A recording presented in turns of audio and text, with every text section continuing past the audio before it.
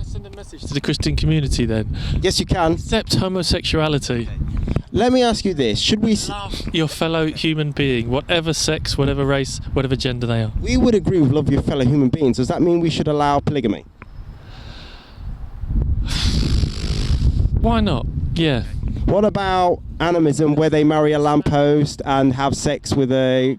Oh, that's absolutely crazy. But I think that what's... Yeah. If that person does that, what's the problem with that? If they want to marry a goat, let them marry a goat. Marriage is... I know what you guys believe in marriage, but... Shall I... I'm married, actually, but... It's awesome. let me tell you how your... It's an institution, though. Let me tell you how your argument hinges and why it doesn't work in your worldview without God. Okay, for morality to exist, there has to be something called ought-ness. You're implying to understand it, as you know, Carl. Has to be what? Ought-ness. So O-U-G-H-T. Oh, sorry. Ought-ness, yeah? Okay, you know Immanuel Kant, so that's his whole point, ought-ness, right? So for there to be morality, right, there has to be, ontologically, a way things should be or ought to be, and that can only be true if there's a design or a purpose and meaning to reality, right?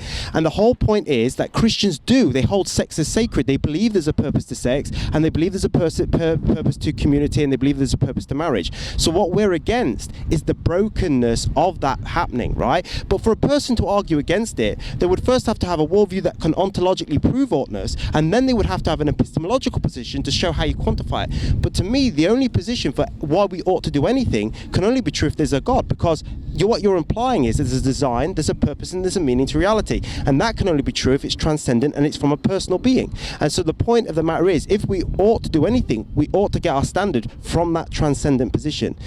I'm not implying that. I'm not implying there's a sort of ultimate being. Well, then there's no ought-ness. That's the point. So what I'm saying is, what you're oughting on is a preference to behaviour. Just like you have a preference maybe to chocolate ice cream over vanilla, what you have is a preference to behaviour. Yeah, I'm quite hungry too. What you have is not for ice cream though, it's freezing.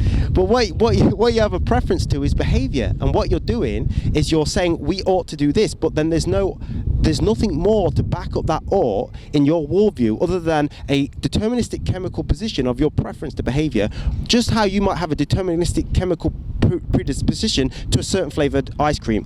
And so what we're trying to say is all these arguments rely on a basis that can only be true from Christianity, and then I would argue they are true, therefore Christianity is true.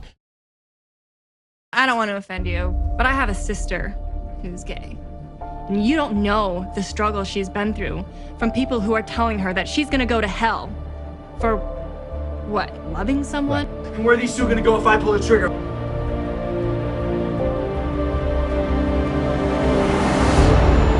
How come the word homosexuality hasn't been in the Bible until a few decades ago?